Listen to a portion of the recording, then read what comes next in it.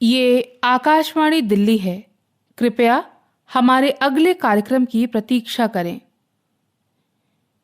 ये आकाशवाणी है। प्रस्तुत है आज़ादी के 75 वर्षों में देश में एलोपैथिक चिकित्सा शिक्षा के विकास के कुछ पहलुओं पर केंद्रित विशेष रूपक सर्वे सन्तु निरामयाः। आलेख डॉक्टर यतीश अग्रवाल। संपादन और प्रस्तुति doctor Sanjay Singh Verma. I swear by Apollo the healer. I swear by Apollo the healer. By Asclepius. By Asclepius. न त्वहं कामये राज्यं न स्वर्गं न पुनर्भवं कामये दुःखतप्तानां प्राणिनां आर्तिनाशनम्।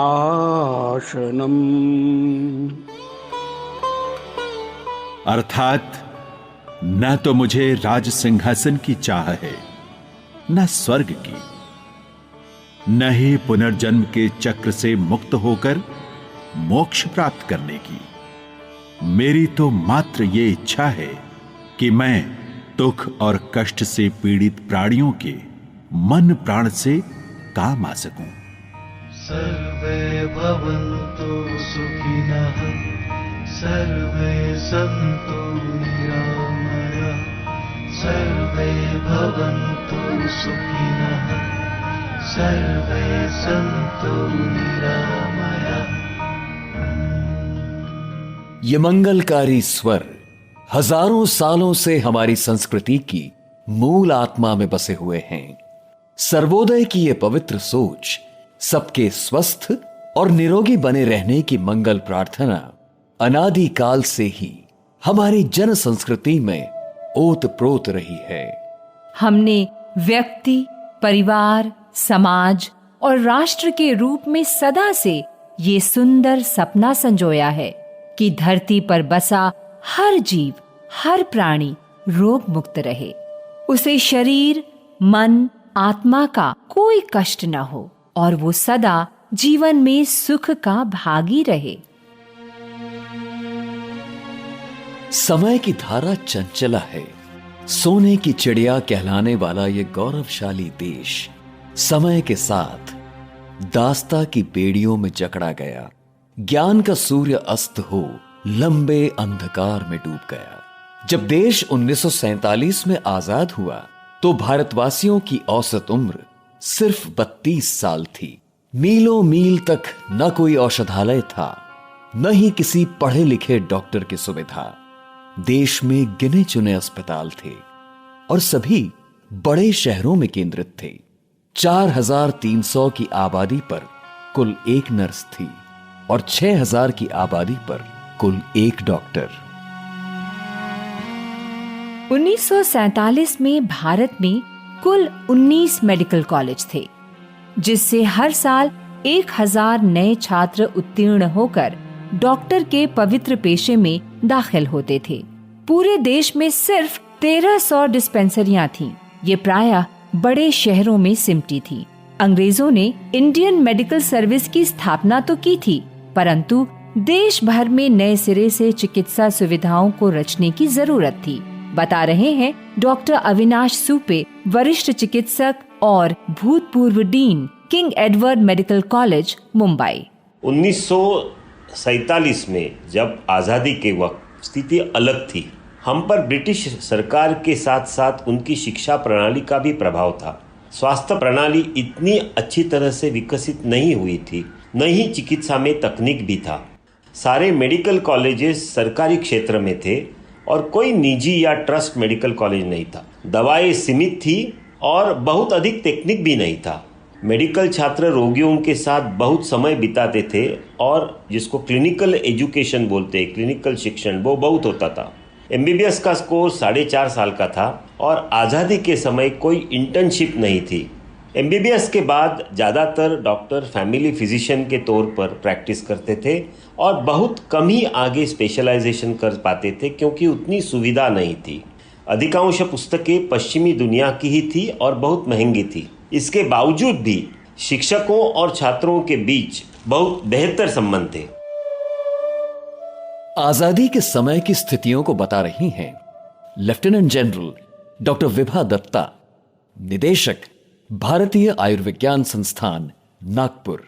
सारांश में मैं ये कहना चाहूंगी कि fight was over superiority among the traditional and the modern systems of medicine. मतलब जो पुराने तरीके थे और जो नए तरीके उन दोनों के बीच में काफी मनमुटाव था और ये दिखाने की कोशिश थी कि हम ज्यादा सुपीरियर हैं। कॉलोनियल कल्चर ऑफ ट्रेनिंग था और कल्चरल डिफरेंसेस थे और जो हेल्थ इश्यूज थे उस टाइम ट्रॉपिकल डिजीजेस था, वैक्सीनेशन, सैनिटेशन वगैरह वगैरह। आजादी से पहले 1934 में चिकित्सा क्षेत्र में गुणवत्ता लाने और चिकित्सा योग्यता को मान्यता देने हेतु मेडिकल काउंसिल ऑफ इंडिया का गठन किया गया था और इसके द्वारा ही समय समय पर स्नातक, परास्नातक, इंटर्नशिप आदि के नियम बनाए गए और शिक्षण कार्य आगे बढ़ता रहा। आजादी के 75 वर्षों में संपूर्ण भारतवर्ष में लगभग सभी राज्यों में मेडिकल कॉलेज खोले गए। पहले ये सरकारी नियंत्रण में होते थे, पर धीरे धीरे निजी क्षेत्र में भी इन्हें खोलने की अनुमति प्रदान की गई। आयुर्वेद तथा अन्य पद्धतियों के महाविद्यालय भी खोले गए और नर्सिंग की ट्रेनिंग के लिए संस्थान भी। दिल्ली से वरिष्ठ चिकित्सक major general doctor A.K. Hooda.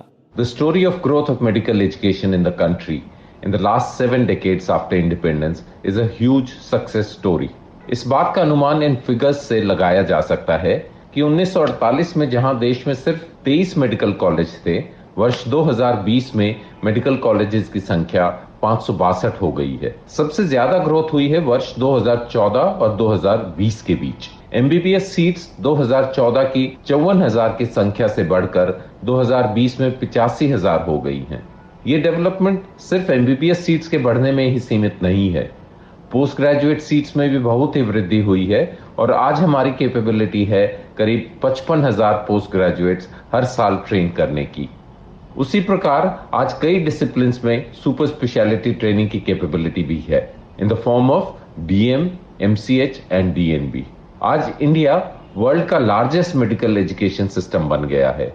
Medical education में ग्रोथ का सबसे इंपॉर्टेंट असर हुआ है हमारे देश की डॉक्टर पॉपुलेशन रेशियो पर, जो कि 1:825 है। मतलब आज देश में हर 825 की पॉपुलेशन पर एक डॉक्टर है। जहां एक और हमने स्वास्थ्य शिक्षा के क्षेत्र में अभूतपूर्व उपलब्धियां हासिल की हैं, वहीं बहुत सारी चुनौतियां अभी हमारे सामने हैं। भोपाल से वरिष्ठ चिकित्सक doctor Vinod Bhardwaj. Medical education का भारतीयकरण तो बिल्कुल ही नहीं हुआ है, इसलिए जो हमारे यहाँ के जो समस्याएं हैं उसके बारे में कोई भी डॉक्टर बिल्कुल शोध नहीं करते। मेडिकल कॉलेजेस में भी मेडिकल एजुकेशन के लिए और रिसर्च के लिए जो डेवलपमेंट होना चाहिए वो करीब करीब खत्म हो गया है और उसमें कोई भी ऐसा रिसर्च नहीं हो रहा जिसमें कि हम ये कह सकें कि वो इंटरनेशनल लेवल पे हुआ हो। हमारे यहाँ मुझे नहीं लगता कि कोई डायग्नोस्टिक टूल्स हिंदुस्तान में डेवलप हुए और ये सब जो है हम लोगों के जितनी मशीनें आप देखते हैं, चाहे वो रेडियोलॉजी के फील्ड में हो, चाहे पैथोलॉजी के फील्ड में हो या कोई ऑपरेटिव फील्ड में हो, वो बाहर से हमारे यहाँ इंस्ट्रूमेंट्स आते हैं। तो वो ये रहा है कि हमारे यहाँ के जो मेडिकल स्टूडेंट्स हैं उनको कभी ये दिमाग में नहीं आता कि ये इन चीजों को हमें खुद बनाना चाहिए और हिंदुस्तान में रहकर बनाना चाहिए। इसी विषय पर आगे बता रहे हैं professor Sarvesh Jain, Bundelkhand medical college, Sagar. Medical education में जो मुझे एक विरोधाभास नजर आता है वो ये है कि जो ज्यादातर टेक्स्ट बुक हैं वो विदेशियों की लिखी हुई हैं, तो ऑब्वियसली वो उन बीमारियों को ज्यादा एड्रेस करते हैं जो उनके यहाँ प्रेवलेंट है। लेकिन भारतीय परिप्रेक्ष्य में जैसे ट्यूबरक्लोसिस है, मलेरिया है, डेंगू है, संक्रामक रोग हैं, उनमें कम टेक्स्ट रहता है। तो किताबों को हमें ऐसा बनाना है कि जिनमें उन बीमारियों को ज्यादा तवज्जो दी जाए जो हमारे मुल्क में ज्यादा होती हैं। कुछ और चुनौतियों को रेखांकित कर रहे हैं डॉक्टर A.K. हुड्डा। अभी भी बहुत सारे चैलेंजेस हैं जैसे कि नंबर ऑफ मेडिकल कॉलेजेस की एसिमेट्रिक या असंतुलित वृद्धि, एडमिशन के लिए सही सिलेक्शन पॉलिसीज, मेडिकल कॉलेजेस में जो करिकुलम यूज हो रहा है उसे हमारी नेशनल हेल्थ केयर रिक्वायरमेंट्स के हिसाब से मॉडिफाई करना और मेडिकल कॉलेज में क्वालिटी ऑफ टीचिंग को मेंटेन करना। इन सब इश्यूज को, इन सब चैलेंजेस को रिजॉल्व करने के लिए नेशनल मेडिकल कमीशन, जो कि पहले मेडिकल काउंसिल ऑफ इंडिया होता था, नियमित तौर पर पॉलिसी गाइडलाइंस को इश्यू करता है और लागू करता है। भारत में कोरोना महामारी ने चिकित्सा शिक्षा के सामने एक नई चुनौती को जन्म दिया। SGPIGM लखनऊ से वरिष्ठ न्यूरोलॉजिस्ट प्रोफेसर UK मिश्रा। हमें ये समझना पड़ेगा कि ये इतनी बड़ी एक एपिडेमिक, इतनी बड़ी पैंडेमिक, इतनी बड़ी त्रासदी हुई जिसमें इतनी मौतें हो गई, इतने लोग बीमार हो गए, हॉस्पिटल भर गए, तो इस समय में सारा ध्यान जो है वो पेशेंट केयर के ऊपर चला गया, उनके पेशेंट को बचाने में चला गया। तो इस वजह से सारे रेजिडेंट्स या सारे स्टूडेंट्स जो हैं वो हॉस्पिटल में एक्स्ट्रा ड्यूटी करने लगे और उनकी नंबर्स कम पड़ गई, तो उनको बहुत लंबे समय तक काम करना पड़ा। और दूसरी बात ये रही कि उनके पास जो अपने स्किल्स थे, अपनी जो नॉलेज थी, वो हमें समझ में आया कि इस पैंडेमिक के दौरान वो इनसफिशिएंट साबित हुई। जैसे कोई आदमी ऑफ्थेल्मोलॉजी कर रहा है या कोई आदमी रेडियोथेरेपी कर रहा है, लेकिन अब यहाँ पे तो उसको सबको हमको पैंडेमिक के या एपिडेमिक में या कोविड वार्ड में ड्यूटी लगानी पड़ी। तो एक प्रकार से वो पूरी तरह से तैयार नहीं थे। तो हमें ये समझ में आया कि हम एक तरफ तो मेडिकल एजुकेशन को ऊंचा ले जाने की कोशिश कर रहे हैं, स्पेशलाइजेशन कर रहे हैं, और उस स्पेशलाइजेशन में एक ओवरऑल केयर की ओर से हमारा ध्यान भटक गया, हम स्पेशलाइजेशन में जाने लगे।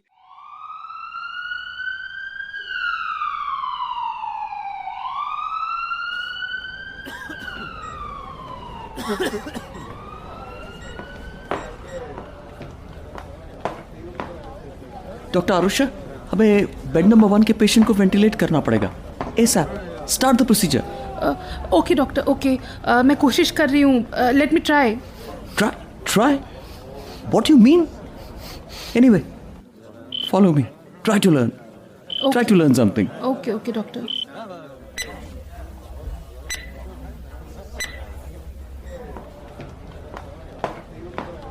डॉक्टर दबे, कुछ कहना चाहते हैं आप? जी, एक तो पेशेंट्स का इतना प्रेशर है, हॉस्पिटल फुल कैपेसिटी में काम कर रहा है और आप MBBS फाइनल ईयर स्टूडेंट्स को इमरजेंसी ड्यूटीज में भेज रहे हैं। काम तो देखिए वो अच्छा कर रहे हैं, but they are clueless about so many things. अब मैं अपना काम करूं या उन्हें ट्रेन करूं? कहा तो उन्हें मुझे असिस्ट करना था। डॉक्टर साहब, आप बात बिल्कुल सही कह रहे हैं, लेकिन देखिए इस कंडीशन में हम भी कुछ नहीं कर सकते हैं, लेकिन जितना वो कर रहे हैं वही मेरे ख्याल से बहुत बेहतर है। कुछ हम उनको सिखा सकते हैं। Let's try at least. यहां हमारे साथ हैं हाल ही में चिकित्सा की डिग्री प्राप्त जूनियर रेजिडेंट भारतीय आयुर्विज्ञान संस्थान पटना से डॉक्टर पल्लवी त्रिपाठी।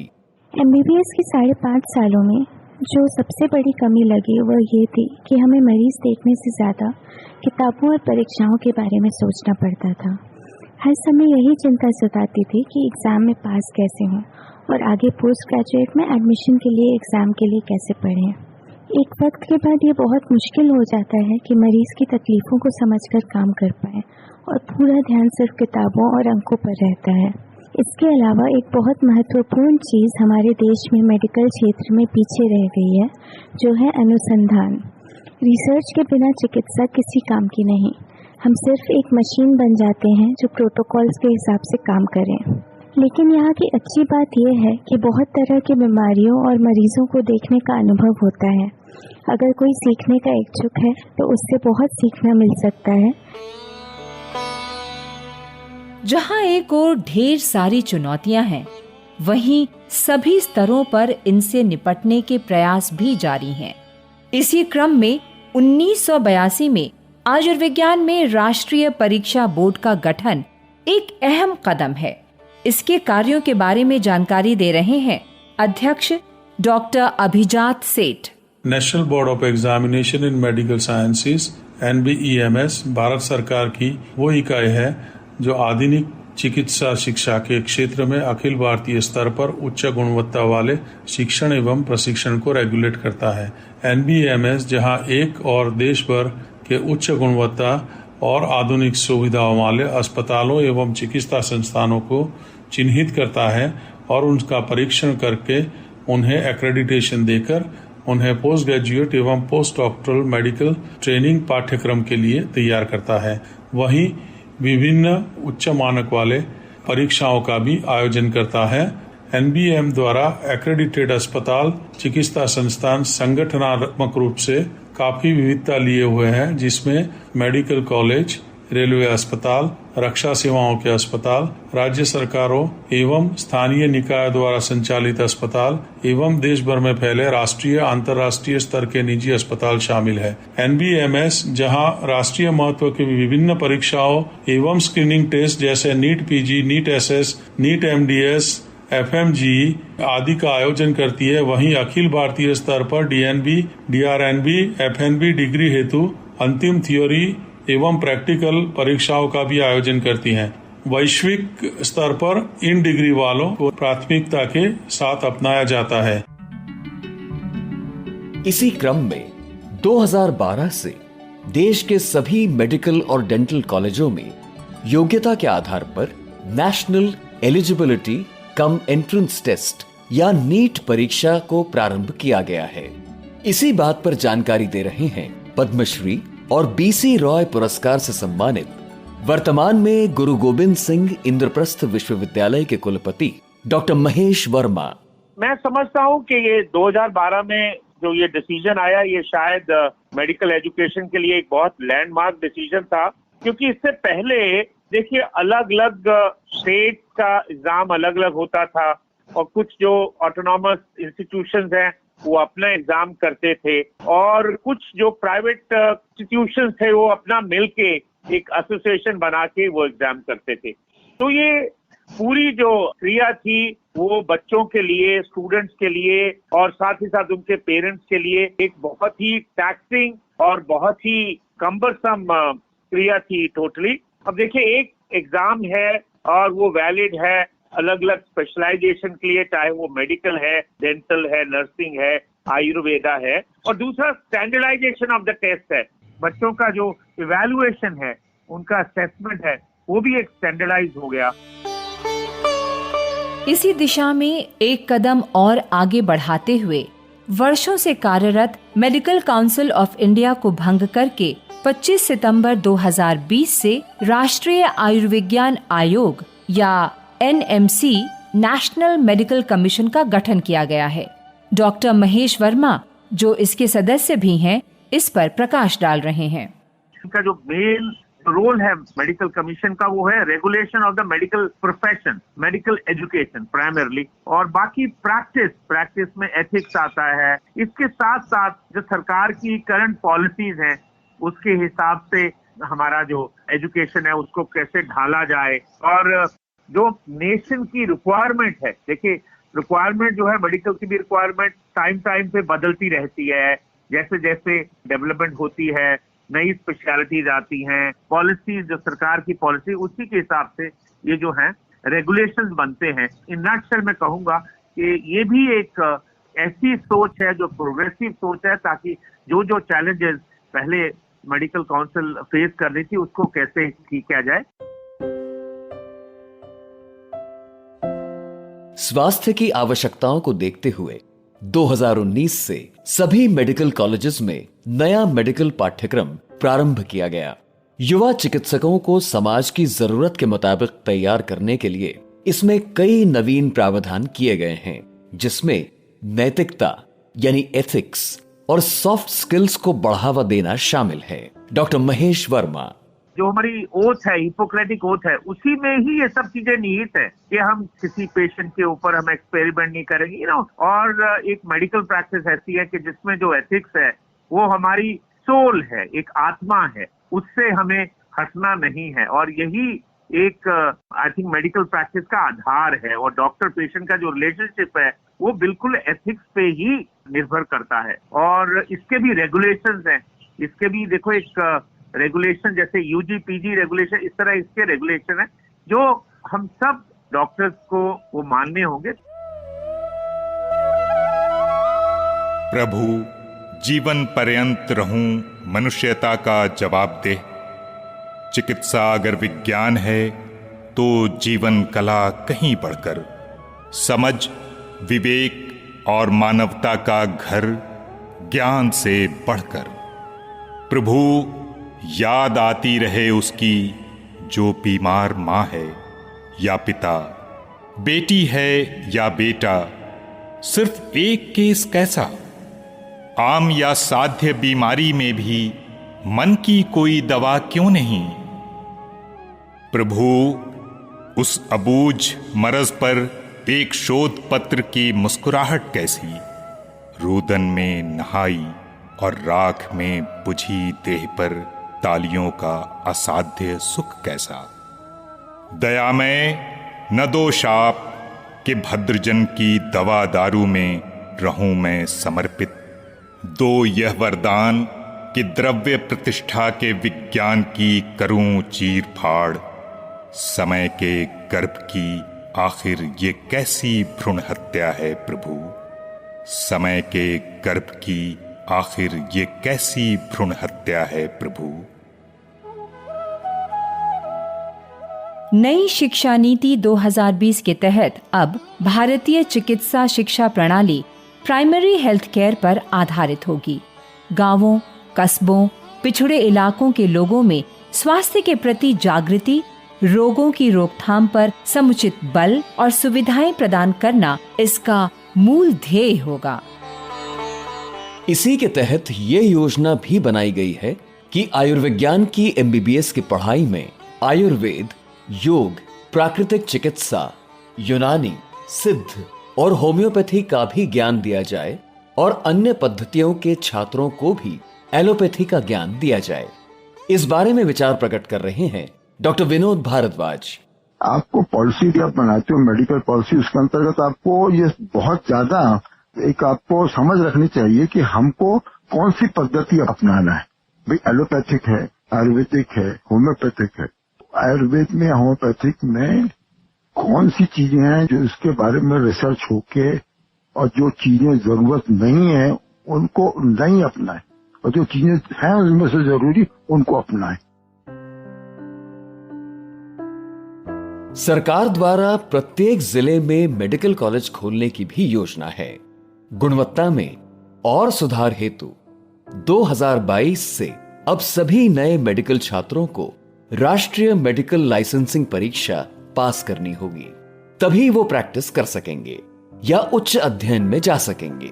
ये परीक्षा नेशनल एग्जिट टेस्ट या नेक्स्ट के नाम से जानी जाएगी। आजकल तेजी से इलेक्ट्रॉनिक तकनीकों का प्रवेश चिकित्सा की पढ़ाई में होता जा रहा है, पर इसकी भी कुछ सीमाएं हैं। लखनऊ से neurologist professor UK Mishra.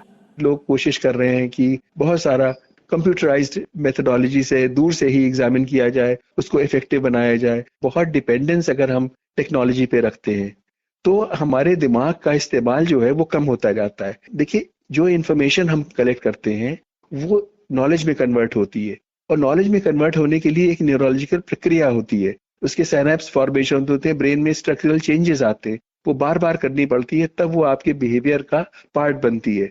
Information है, लेकिन उसको हम कैसे अप्लाई करेंगे, एप्लीकेशन के लिए साधना, प्रैक्टिस, रिपीटेशन की जरूरत पड़ती है। और उसके बाद में एक थर्ड स्टेज आती है, वो होता है विजडम, वो होता है विवेक, वो होता है कहाँ पे इसको यूज करना है, कहाँ पे यूज नहीं करना है। तो ये चीजें जो हैं, इनका कोई शॉर्ट टर्म आंसर नहीं है। एक व्यापक परिदृश्य में ये सारे कदम बहुत प्रगतिशील हैं और एक स्वस्थ भारत के स्वप्न को साकार करने की दिशा में ठोस कदम भी। परंतु अभी भी संक्रांति काल गुजरा नहीं है। पटना से वरिष्ठ चिकित्सक और शिक्षक प्रोफेसर अजय कुमार। विस्तार तो चिकित्सा शिक्षा का बहुत हुआ है, लेकिन आमूल चूल परिवर्तन शिक्षा व्यवस्था में होने की आवश्यकता है। सरकार की मंशा थी कि शायद मेडिकल काउंसिल ऑफ इंडिया, जो कि पूरे देश से लोग जिसमें थे और एक ऑटोनोमस बॉडी थी, वो काम नहीं ठीक से कर रही है, तो उन्होंने अपने हाथ में सारी व्यवस्था ली और एनएमसी की स्थापना की। यदि थ्योरी में देखा जाए तो जो नियम कानून बनाए गए थे एनएमसी के, उससे तो ऐसा लगता था कि हाँ इससे बहुत कुछ परिवर्तन होगा, लेकिन धरती पर ये अभी तक उतर नहीं पाया है। तो मेरा तो यही अमृत महोत्सव के अवसर पर विचार है कि सरकार थोड़ा और इस पर ध्यान दे और ज्यादा एक्सपर्ट्स की राय लेकर शिक्षा व्यवस्था में कि जो संक्रांति काल है इसको खत्म करने की कोशिश करें। भारत के एक आम नागरिक की चिकित्सा शिक्षा से क्या अपेक्षा है, ये जानना भी उचित होगा। दिल्ली से गृहिणी श्रुति सिंह। सभी डॉक्टर्स को मेरा शत शत नमन, जिन्होंने कोरोना महामारी में बिना अपनी जान की चिंता किए बगैर मानवता की अमूल्य सेवा की। मैं बस इतना कहना चाहती हूँ कि जो भी मेडिकल की पढ़ाई करके आए वो केवल एक ही विषय में पारंगत ना हो, बल्कि उन्हें अन्य छोटी छोटी बीमारियों का भी इलाज करना आता हो। जैसे पहले फैमिली डॉक्टर्स होते थे, हाँ बीमारी बहुत सीरियस हो तो ही विशेषज्ञ के पास रेफर किया जाए। देखिए, चिकित्सा एक सेवा है, अतः इसको केवल पैसे की दृष्टि से न देखा जाए। इसलिए मेडिकल एजुकेशन में नैतिकता का पाठ अवश्य पढ़ाया जाए, ताकि डॉक्टर्स कन्या भ्रूण हत्या और अंगों का व्यापार जैसे जघन्य अपराधों से भी अपने आप को दूर रख सके। हमें आशा ही नहीं बल्कि पूर्ण विश्वास है कि चिकित्सा के क्षेत्र में 21वीं सदी में हम सर्वे भवन्तु सुखिनः सर्वे सन्तु निरामया के लक्ष्य को अवश्य हासिल करेंगे। आज देश में मेडिकल एजुकेशन में पारदर्शिता लाने के लिए नेशनल मेडिकल कमीशन बनाया जा चुका है। होम्योपैथी और दूसरी भारतीय चिकित्सा पद्धतियों की पढ़ाई में रिफॉर्म्स के लिए भी 2 नए कानून बनाए जा रहे हैं। मेडिकल एजुकेशन में हो रहे रिफॉर्म से देश के युवाओं को मेडिकल की पढ़ाई के लिए ज्यादा सीटें मिलनी सुनिश्चित हो रही है। देश में मेडिकल एजुकेशन को बढ़ावा देने के लिए भी मिशन मोड पर काम चल रहा है। मेडिकल एजुकेशन की मैनेजमेंट में जुड़ी समस्याओं में रिफॉर्म्स किए, पारंपरिक भारतीय चिकित्सा से जुड़ी शिक्षा में भी जरूरी रिफॉर्म्स किए। ग्रेजुएट्स के लिए नेशनल एग्जिट टेस्ट, उसके साथ साथ 2 साल का पोस्ट एमबीबीएस डिप्लोमा हो या फिर पोस्ट ग्रेजुएट डॉक्टर के लिए डिस्ट्रिक्ट रेसिडेंसी स्कीम हो, ऐसे नए कदमों से जरूरत और गुणवत्ता दोनों स्तर पर काम किया जा रहा है। साथियों, लक्ष्य ये है कि हर राज्य तक एम्स पहुंचे और हर 3 लोकसभा क्षेत्र के बीच में एक मेडिकल कॉलेज जरूर हो। जन जन का मन नित स्वस्थ रहे, आरोग्य रहे कंचन काया, दुख दर्द सभी से दूर रहे, घर घर में सुख की हो छाया। अब मिटे कालिमा रोगों की, भारत में नित नव मंगल हो, बासंती हवा चले चहुं दिश, भारतवासी आनंदित हों। बस लक्ष्य हो कल्याण सबका, स्वस्थ भारत देश हो, स्वस्थ भारत देश हो।